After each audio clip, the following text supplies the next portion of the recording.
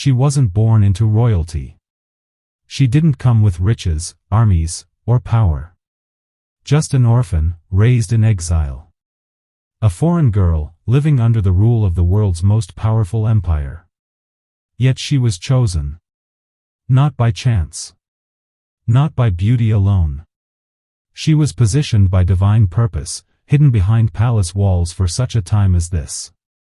But while kings drank from golden cups and nobles plotted in secret, a quiet battle was brewing, one that wouldn't be fought with swords or chariots, but with fasting, faith, and the bravery to speak when silence could mean death. Her name was Esther, and this isn't just the story of a queen. It's the story of how God saved a people, through the most unlikely of heroes. In the days of King Xerxes, who ruled over 127 provinces from India to Ethiopia, his power stretched across the known world. From his throne in Susa, he reigned with absolute authority. To display his greatness, Xerxes held a lavish feast for 180 days, inviting nobles, princes, and military leaders from across the empire. Gold goblets and royal wine flowed freely. When those 6 months ended, the king opened the palace gates to everyone in Susa, hosting a 7-day banquet in the garden courtyard. Wine was served generously, with no restrictions. Meanwhile, Queen Vashti hosted a separate feast for the women inside the palace. But on the 7th day, when the king was merry with wine, he made a prideful demand, that Queen Vashti be brought before the guests, wearing her royal crown, so they could admire her beauty. Vashti refused. She would not parade herself before a drunken crowd. The king's pride was wounded. His own queen had publicly defied him. Enraged and humiliated, Xerxes turned to his wise men. One advisor, Memucan, warned that her defiance would spread. He said, "All women will hear of this and dishonor their husbands." They urged the king to remove Vashti and issue a decree throughout the empire, that every man should rule his own household. The king agreed. A royal edict was sent to every province in every language. And Queen Vashti was dethroned.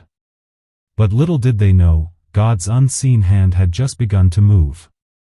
As time passed, King Xerxes' anger faded, and he began to reflect on Queen Vashti, her beauty, her bold defiance, and the decree that banished her. Though the law could not be undone, her absence lingered. Sensing the king's mood, his advisors proposed a solution: let beautiful young virgins be brought from every province. After beauty treatments, the king can choose a new queen to replace Vashti. The king agreed. Messengers were sent across all 127 provinces, and young women were gathered from every corner of the empire, from India to Ethiopia. Among them was Hadassah, known by her Persian name Esther, a young Jewish orphan raised by her cousin Mordecai, a Jew living in Susa. He had taught her to fear God and keep her identity hidden in a foreign land.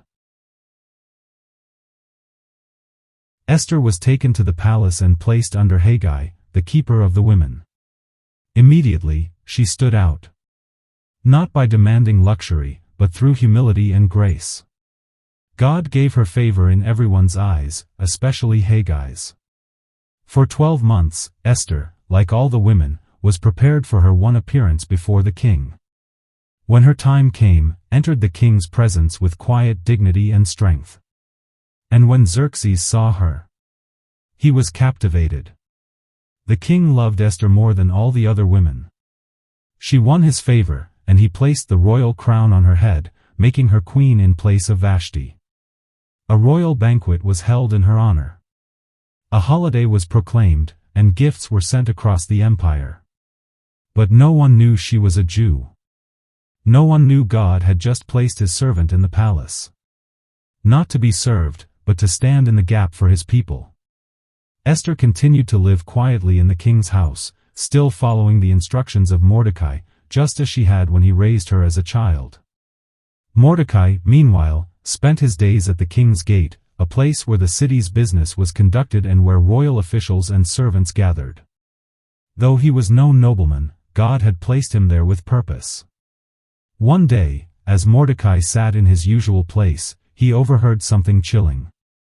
Two of the king's eunuchs, Bigthan and Teresh, who guarded the entrance to the palace, were speaking in hushed, angry tones. Their voices low but full of resentment, they plotted to assassinate King Xerxes. What they intended was treason, the murder of the most powerful man in the world. Mordecai didn't hesitate. He sent word immediately to Queen Esther, who now had direct access to the king. Esther relayed the warning to Xerxes, clearly stating that the information came from Mordecai. An investigation was launched. The matter was examined thoroughly, and the truth was uncovered. The two guards were guilty. They had indeed conspired against the king. And by Persian law, the punishment for such betrayal was swift and brutal. They were hanged on the gallows. The king's life was spared, but the moment passed without fanfare. Mordecai's role in exposing the plot was recorded in the Book of the Chronicles, a royal record of significant events kept in the king's presence. But strangely, no reward was given. No public honor. No recognition. No title. Just a name in a book, quietly inked into the records of the empire. After some time, King Xerxes promoted Haman the Agagite to the highest rank among his officials. All were ordered to bow to him, but Mordecai refused.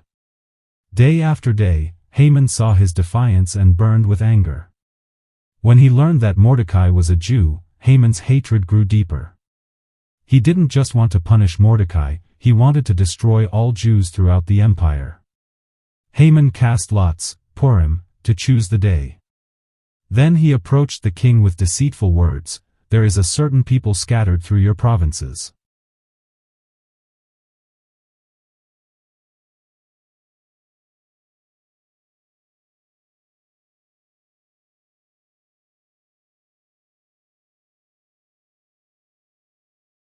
They live differently and don't follow your laws.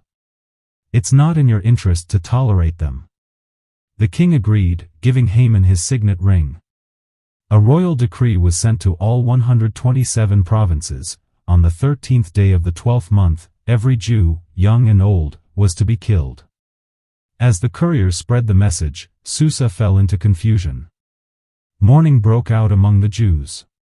When Mordecai learned of the decree, he tore his clothes, put on sackcloth and ashes, and wept bitterly in the streets of Susa. Across the empire, Jews fasted, mourned, and cried out as their destruction had been sealed. When Esther heard Mordecai was in mourning, she sent a messenger to him to find out why.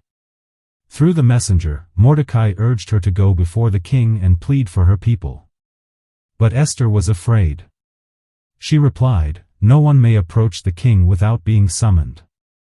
The penalty is death, unless he holds out the golden scepter. And I haven't been called for 30 days. Mordecai's answer to the messenger was bold, "Do not think you will escape in the palace. If you stay silent, deliverance will come from somewhere else, but you and your family will perish. And who knows, perhaps you were made queen for such a time as this." Esther's fear gave way to faith. She replied, "Go. Gather all the Jews in Susa. Fast for me for 3 days. I will go to the king, even if it costs me my life. If I perish, I perish."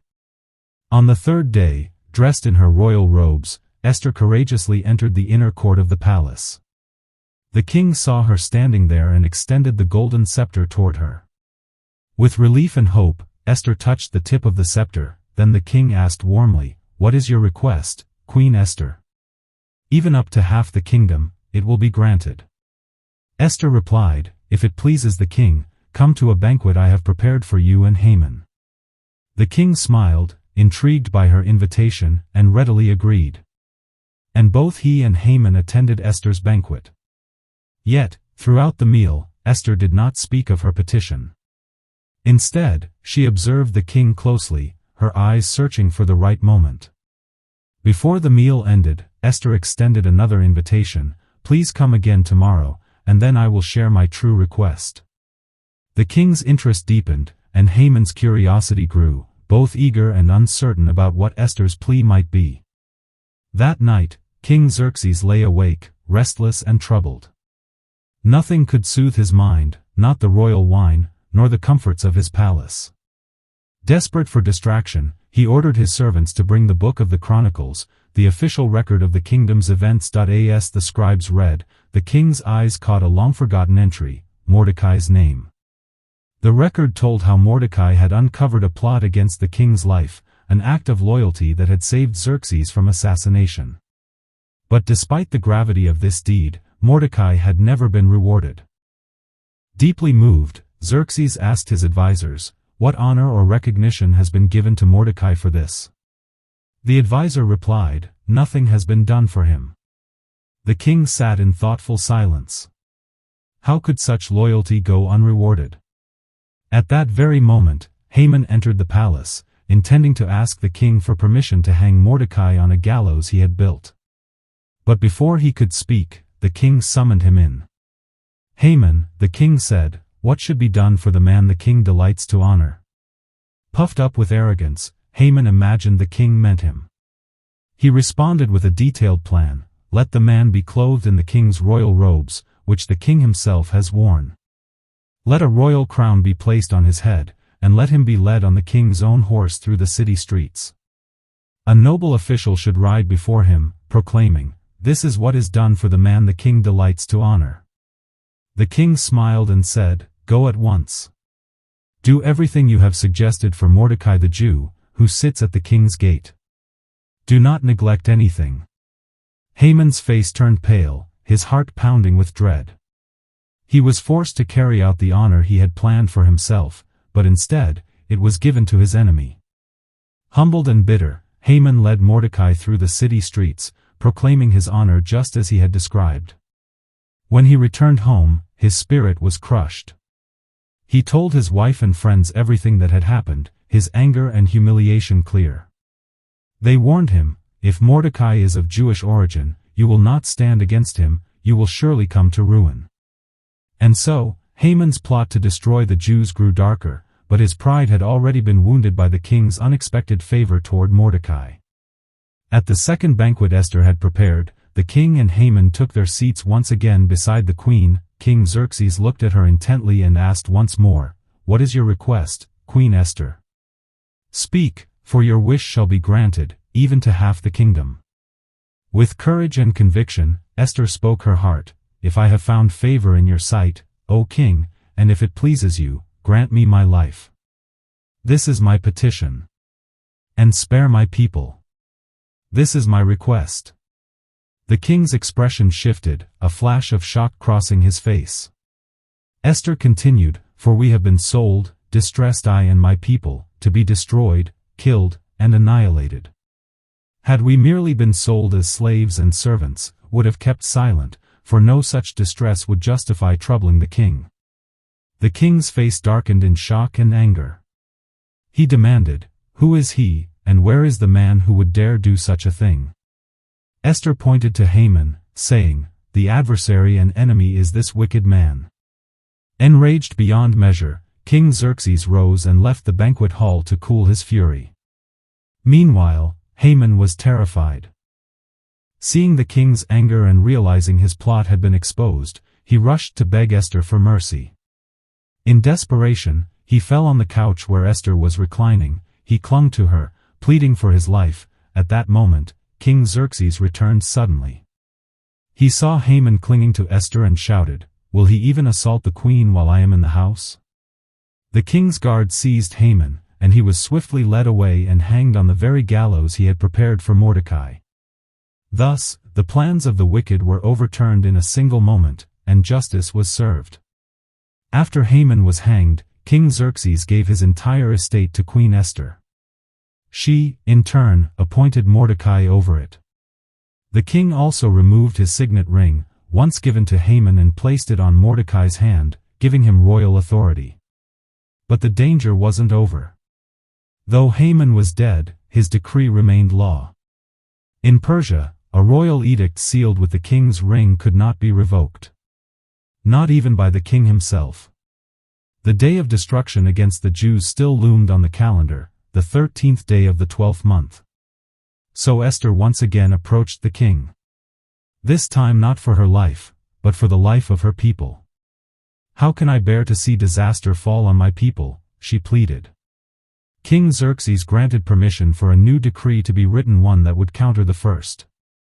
Mordecai quickly summoned the royal scribes and wrote in the king's name, "The Jews in every city have the right to assemble and defend themselves. They may destroy anyone who attacks them, and take their enemies' goods if needed." This decree was sent out swiftly to all 127 provinces, in every language, sealed with the king's ring. As it spread, hope was revived. Where there had been mourning, now there was light and gladness. On the appointed day, the Jews stood united across the empire. With royal protection and newfound courage, they rose up and defeated their enemies. In Susa, 800 attackers were struck down, including Haman's 10 sons, notorious men who had stood by their father's wicked plans, who were later hanged at Esther's request. Esther also asked for one more day of defense in Susa, and the king granted it. Across the empire, 75,000 enemies were defeated. Yet again, the Jews took no plunder. Their fight was for survival, not gain. It was not a day of greed, it was a day of justice. When the battle was over, the people rested. And what began as a day of dread became a day of victory and celebration. To remember their deliverance, the Jews established a yearly celebration called Purim, named after the lots Haman had cast to plan their destruction, now a symbol of God's reversal. Every year, on the 14th and 15th of Adar, they would feast, rejoice, send gifts to one another, and give generously to the poor. A day that was once marked for death became a day of life. Mourning turned to joy. Grief turned to celebration. Mordecai was honored throughout the empire, clothed in royal blue and white, second only to King Xerxes. But it wasn't his power that made him great. It was his heart. He sought the good of his people and spoke peace and truth to all. And though God's name is never mentioned in the entire book of Esther, his fingerprints are everywhere, in every twist, every risk, every rescue. What was meant for destruction, God used for salvation. The story of Esther reminds us, even when God seems silent, he is never absent. Even when the odds are against us, he is already at work. Perhaps you, too, are where you are for such a time as this. Not by accident. Not unseen. But chosen. Positioned. And called. Because the God who reversed the fate of a nation still writes stories of redemption today, and yours could be next.